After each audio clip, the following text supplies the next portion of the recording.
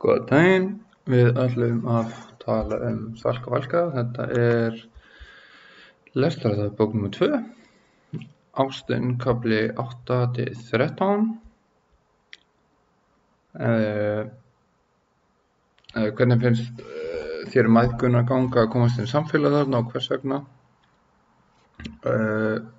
Salka hefur klárlega mjög erfitt með það sem að hún heimsk, eða samkvæmt kennarinn sem kom og tók mat á henni. Hún á að vera ljót og í rifnum fötum og krakkarnir alltaf að gera grín að henni. Hún persónulega næri ekkert rosalega vel. Mamma hennar byrjuð með kallinum Brenda kallinum og svolítið bara að fylgja honum, þannig að það sem hann gerir ávarpar hvað hún gerir. Þannig ég myndi segja að mamman á betur samfélaginu, en að vísu þá Salka að byrja að vinna. Hún ekki beint svo vinsælust og já. Mér finnst persónulega svolítið eins og mamman sé að nota hana eins og þegar hún tók pening úr hennar reikning til að kaupa sér kjóla og svona. Mér finnst lítið vera að tala sambandið þeirra svo sem í þessum köflum, af því að Salka ákveður að mamma hennar sé ekki mamma hennar lengur og vill helst ekkert vera mikið með henni. En það náttúrulega mjög glatað hvernig hún kemur fram með hana, eins og með þegar kallinn gaf henni pening og hún var brjáluð af því að hún var að tala að eins og hann hefði keypt hana. Spurning 3.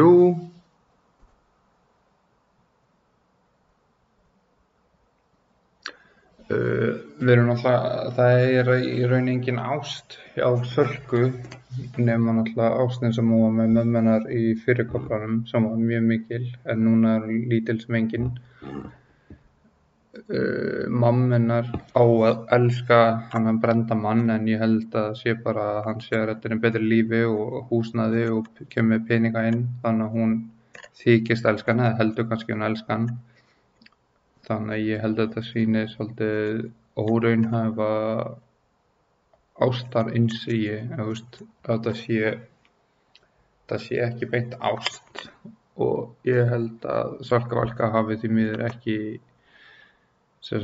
góða fyrirmynd upp á það að gera.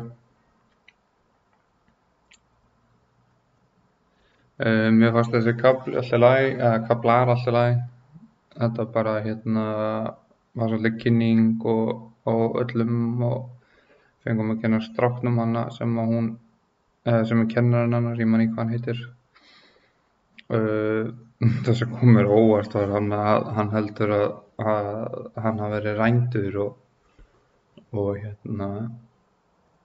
að trúi því að afinn og konan hans, það var konan hans, séu tröllskessur á nætunar.